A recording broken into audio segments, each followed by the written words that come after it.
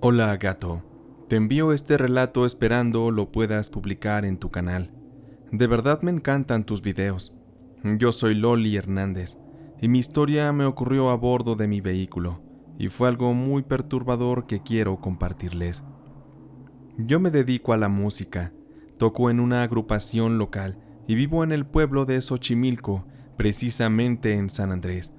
Y la agrupación musical para la que trabajo es del poblado de Parres, que si no me equivoco es parte de Tlalpan, ya colindando con la salida a Morelos. Resulta que un fin de semana fuimos los de la agrupación a tocar como de costumbre en un lugar de ahí mismo de Parres en Tlalpan. Cuando dicha fiesta se terminó, dejamos de tocar, nos pusimos a desmontar todo, y ya pasadas las 3 de la madrugada, cada quien debía subirse a su coche y conducir hasta su casa. Esa noche hacía mucho frío, y yo con ganas de ya estar en mi casa descansando. Recuerdo que me fumé un cigarro, y me subí al auto para conducir y bajar desde Parres hasta San Andrés. Ahí está su humilde casa. Yo tomé la carretera libre hasta llegar a Topilejo, y ahí justo me toca cruzar por una calle llamada Monte Sur, la cual es muy conocida porque seguido espantan a la gente que anda por ahí en las madrugadas. Yo no creía en nada de eso, porque ya había atravesado ese lugar muchas veces y jamás me había pasado algo extraño. Sin embargo, mi respeto hacia esos temas de fantasmas siempre estuvo presente. Resulta que esa ocasión que iba bajando por esa calle de Montesur, no había absolutamente nadie. Ya en sus casas todos estaban durmiendo. No había mucha iluminación. Estaba todo tranquilo y ni una sola alma sobre la calle. O bueno, mejor dicho, sí había una sola alma, una que me acompañaba muy de cerca, que me observaba, y que yo no sabía desde qué momento había aparecido así tan cerca de mí. Yo la noté cuando me vio por mirar a través del espejo retrovisor. Ahí estaba ella. Se trataba de una presencia de una mujer, la cual volteaba hacia la ventanilla, como contemplando, observando. Esa mujer tenía el cabello largo y muy negro, un tono precioso de cabello que le tapaba la cara completamente, además de que la oscuridad del vehículo y que yo traía las ventanas cerradas fue razón para que no le pudiera ver la cara, porque esa mujer nunca me volteó a ver. Al principio no me espanté, solo me saqué de onda, como se dice por acá. Me di unas leves cachetadas y me dije a mí mismo que quizá la estaba viendo, porque ya tenía yo mucho sueño y estaba cansado. Me comencé a poner nervioso. No supe qué hacer.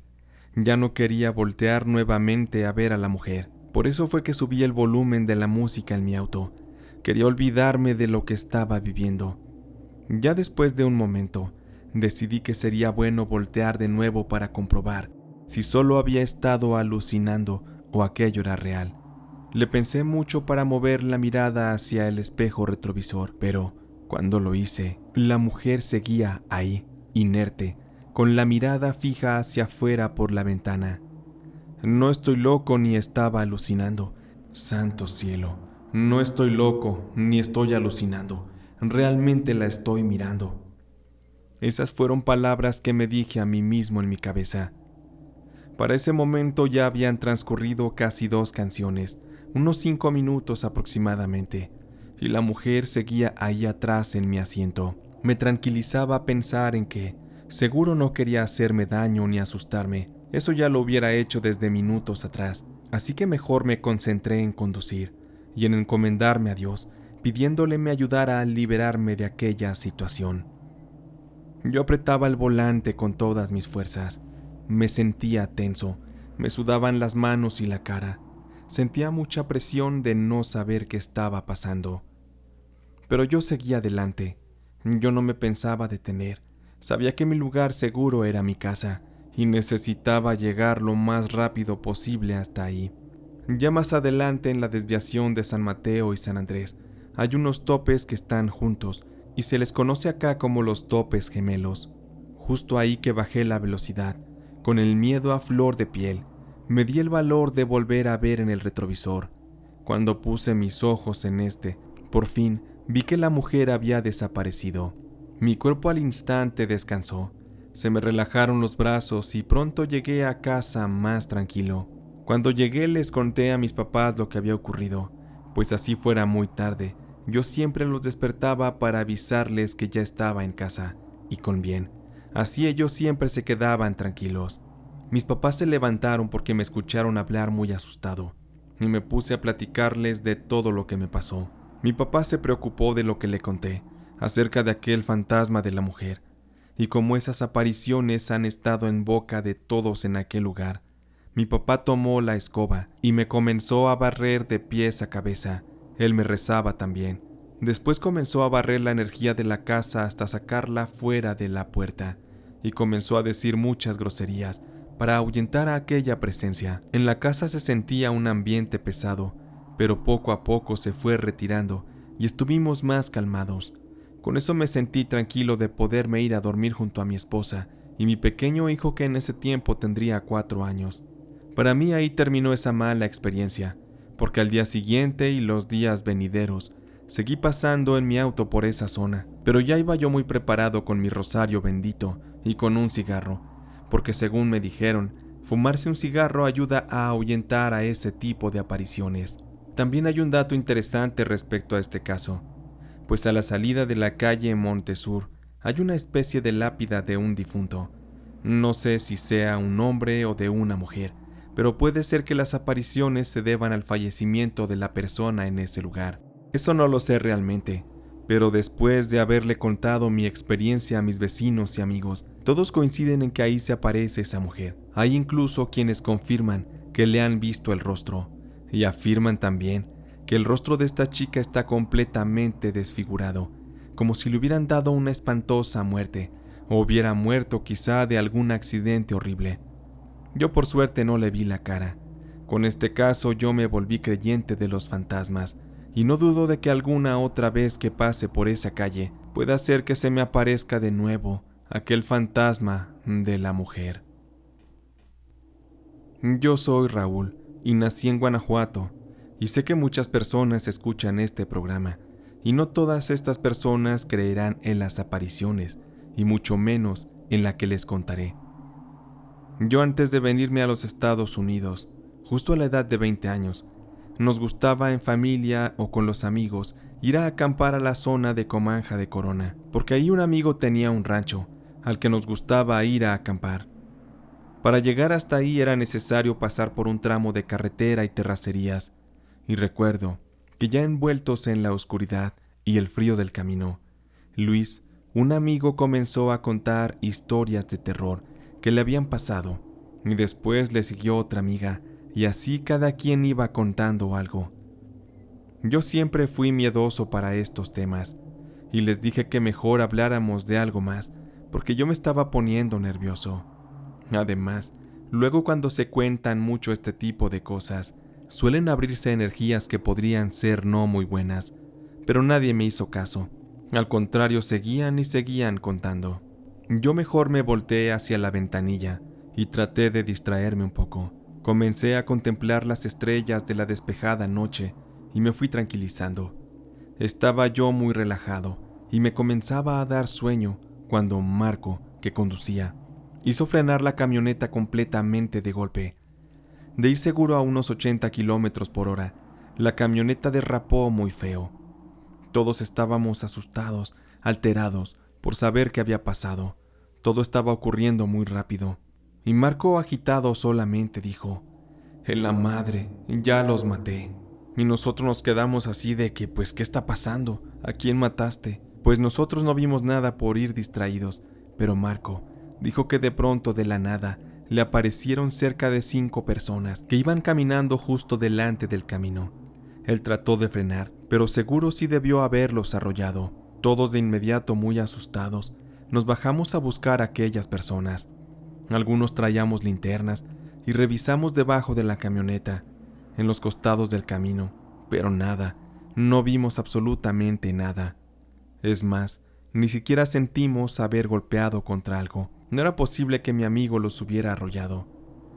Estábamos tan asustados porque de seguro habían sido fantasmas de peregrinos o sanjuaneros, pues esos caminos cercanos a Jalisco siempre han sido recorridos por devotos y se cuenta que los fantasmas de esos peregrinos, que quizá no alcanzaron a cumplir sus mandas a la Virgen, siguen vagando por los caminos que llevan al recinto de la Virgen de San Juan de los Lagos. Cansados de no haber encontrado rastro de nadie, nos subimos a la camioneta y nos marchamos, ya todos muy callados y asustados. Yo por dentro tenía la razón. Les advertí que hablar de esos temas podría traer consecuencias, y vaya que lo vivimos de cerca y muy fuerte. Tengan cuidado con lo que hablan o comentan de estos temas. Muchas veces puede ser peligroso y se pueden llevar un muy buen susto. Con esto termino. Muchas gracias por leer mi relato. Saludos a Diego y a la comunidad. Los viajes en la carretera, ya sea en el auto de mi papá o a bordo de un autobús, siempre fueron muy emocionantes. Hasta la fecha lo son. No hay nada como esa sensación de viajar hacia un rumbo desconocido, en busca de vivir experiencias agradables en un viaje. Lamentablemente, no todas las vivencias en carretera son buenas. Hay un lado oscuro y aterrador, que es parte de los peligros de viajar. Esa noche fue ya hace muchos años, y recuerdo que iba muy acostado en mi asiento, justo al lado de mi hermano. Puse en mi Walkman un cassette de música, y me recosté sobre el asiento de aquel autobús con los audífonos puestos. Me dejé relajar por la música y por el movimiento del autobús, que me fue arrullando hasta hacerme quedar dormido. No habrá pasado mucho, tal vez media hora, cuando algo me despertó. Fue muy extraño, pero en cuanto abrí los ojos, noté que una rara voz me susurraba en los oídos. Primero dijo mi nombre, y después cosas que no recuerdo. Traté de acomodarme para despabilarme de haber dormido, pero no me podía mover. Solamente mi mirada podía recorrer lo poco que mi periferia me permitía. Y fue así que noté cómo había un señor. En realidad, era su silueta nada más, porque lo veía un tanto borroso, sobre todo de la cara. Aquel ser caminaba de un lado al otro del pasillo y entre los asientos del autobús. Se le veía como desesperado por el movimiento que tenía aquella entidad. Yo sentía que el hombre gritaba como pidiendo ayuda, pero yo no lo lograba escuchar, solo percibía un sonido distorsionado. Pensé que todo aquello era una pesadilla, pero de pronto vi cómo ese fantasma, o lo que haya sido, se acercó a donde estaba el chofer y trataba de moverlo para pedirle ayuda. Le gritaba en el oído también, pero el chofer no lo podía escuchar, ni siquiera lo podía percibir. Sin embargo, hubo un momento en el que el chofer sí volteó, como que sintió la presencia de algo, pero no vio a nadie, y se dedicó a seguir conduciendo. Yo estaba aterrado, mi corazón palpitaba a más no poder, y sentí que me daría un infarto, pero me puse a rezar. En ese momento puse mi vida en manos de Dios, y comencé a pedirle que me dejara despertar de nuevo. Habrá pasado un minuto quizá, cuando por fin logré moverme.